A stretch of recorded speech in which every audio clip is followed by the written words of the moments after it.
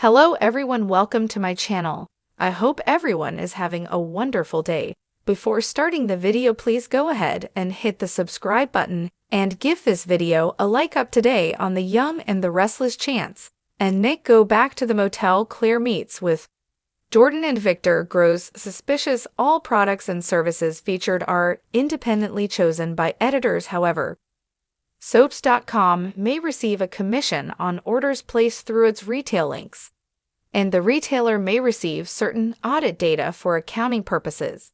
At Sharon's place, Chance tells Nick that they tracked the car Sharon's abductor was driving via surveillance videos all over town. At one point, it pulled into the Riverbank Motel. We're getting close. Nick says that's the proof they need. That's where I&R is staying. Whoever took Sharon is obviously working with him. Chance wants to hear more. Nick says when he confronted I&R, he dodged and made sure not to tell him much of anything.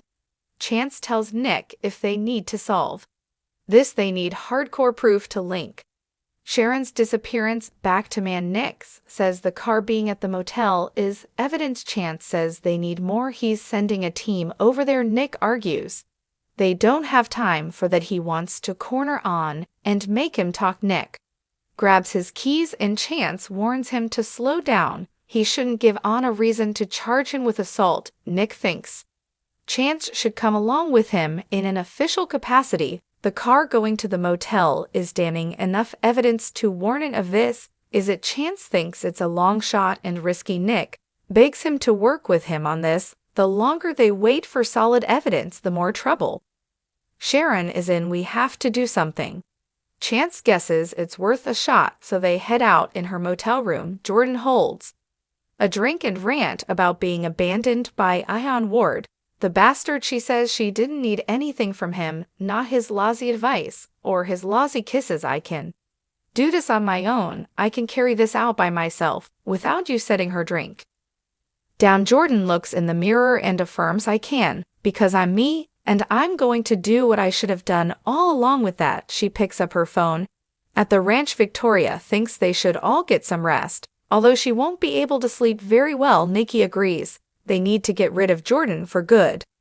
But this, Claire reiterates that Jordan has to die. She'll never give up and wants all of them dead. They've gone over this, and they agree that it has to be done. Victoria worries about CLA becoming her next victim. Claire assures that she'll use her tactics and turn them back on her. She tells her grandmother and mother to go get some rest. When this is over, all they'll feel is relief. Victoria says that's not all we'll feel.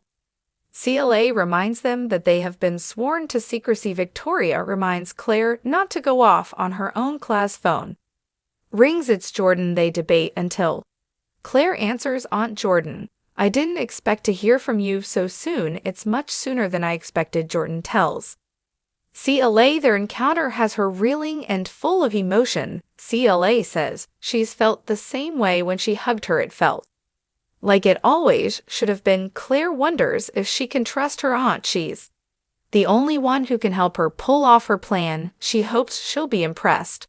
When can we meet? Jordan agrees that they should meet face to face, but she worries she's trying to lure her into a trap. Claire offers to let her lay the ground rules. Jordan tells CLA she wouldn't be alone. CLA asks who she'd be with. Jordan says it's the person who helped her with an escape plan and doesn't mind getting their hands dirty. She has confidence in the person, and if you were lying, it could be very bad for someone you know. CLA asks what she means and who is her friend. Jordan says they should meet. Claire assures her this is legit. She refers to what the new ones deserve and never dreamed Jordan would be free to help her. Jordan orders her to Crimson Lights and tells her to wait for instructions. Claire hangs up and tells Nikki and Victoria she's buying this. She's desperate to think she can control her. Victoria thinks this is happening too fast, but Claire has it all figured out. This is what I need you and Grandma to do once alone. Victoria worries to Nikki that they could be there for hours, not even knowing if CLA is safe. How can they go through with this plan? They don't want CLA to have blood on her hands. It would break her and break them. If they let it happen, Nikki prays she won't be able to go through with it, but Jordan has to be captured. Getting her back behind bars is crucial. Victoria doesn't think they need to kill her. Nikki agrees, we're not going to let her take us down with her. Victoria talks to her mother about how it felt to hear CLA plotting a murder. It sent chills down my spine. Nikki says she was trained to be that way. Victoria wonders how much she's been through. She deserved a better life. Nikki says they can't change the past. Victoria worries if things go down as CLA wants them to, what will the long-term effect be for her? Nikki thinks CLA wants to save lives, and they don't seem to have another choice. They have to get close enough to Jordan to apprehend her, and Claire will make that happen. They'll take it moment to moment. When push comes to shove, CLA may not be able to go through with it. Victor walks in and asks what's going on. He senses they're hiding something from him and asks where's CLA. At Crimson Lights, CLA sits on the patio and waits. She flashes to telling her aunt that she uses and twists people around. She takes everything good and leaves them nothing. She remembers confronting her about stealing her from her family and Jordan, saying she saved her and made her who she is. CLA recalls calling her aunt a monster and telling her that was the last time they would see each other in the present. Claire says no more aunt Jordan. She wonders what she's up to. Just then she gets a text, proceed to where we met earlier, no tricks. Claire replies that she's on her way and heads out. In the park, Claire holds 2 hot drinks and waits sitting on the bench. She finally sees Jordan approaching in her blonde wig disguise. She points out she's alone, as promised, and asks if her aunt is Oak. Jordan's just reeling from seeing her again. Claire had no idea what it would mean to be this close to her, that suddenly everything would make sense. Jordan wants to believe her. CLA hands her an oolong tea fixed as she likes it, and reminds her how well they know each other. She recalls them staying up all night over tea, plotting revenge against the Nguyen's. Jordan takes the drink CLA wasn't offering, and the young woman realizes she still doesn't trust her. Claire tells Jordan she wouldn't slip or something. They go over how much Jordan taught Claire about chemicals and how to use them. Claire says she'd never use it against her. Jordan recalls that Claire didn't rescue her when she drank the poison. Claire say she thought she wanted to die. Who was she to stand in her way? But we did save you in the end. She tells her aunt that they have another chance. Now this isn't my world, it's not my life that was always with you. She doesn't think the Nguyen's have completely accepted her. She could see it from the beginning and hoped it would change, but it hasn't. I'm an outsider with them. Jordan asks, do you think they don't trust you? Claire says they shouldn't. She's been playing them from the beginning. I'm playing the long con against the Nguyen's, just like you taught me. Jordan asks about her plan and how she fits in. Claire says the Nguyen's have accepted her in the public eye.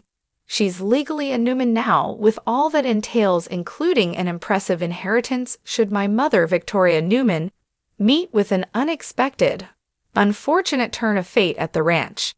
Nikki and Victoria ask Victor about Ian, and if there is news on Sharon. Victor says Nick is working with the police. If anyone can find her, it's Nick at the motel. Chance and Nick enter the room where had been staying and call out his name. He's not there, so they search the room. Chance picks up Jordan's empty glass and says Ian doesn't wear this shade of lipstick. His accomplice is a woman. Chance calls the front desk and learns that Ian hasn't checked out, but there's none of his things there. Nick said it looked like he was staying there when you visited the last time. Maybe he skipped out on his bill and is with Sharon right now. Chance says they'll run the fingerprints on the glass and will hopefully get a hit in the database. At the ramp, Nikki thinks Sharon's children must be out of their minds with worry.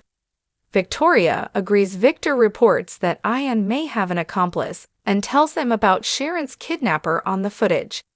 He thought the person was somehow familiar. Nikki asks if it was a man or a woman. Victor said you couldn't tell, but why you ask? In the park, Jordan brings up all the vicious things Claire screamed at her in prison. Now all of the sudden she's telling her She wants the demise of her dear mother, Victoria, Claire says. She was kind and patient in the beginning, but it has become painfully clear that she just wants a daughter, like her, raised as a Newman from birth. When she looks at her, all she sees is Jordan. Her aunt points out she moved in with them. Claire had to in order to convince them she wanted to be accepted.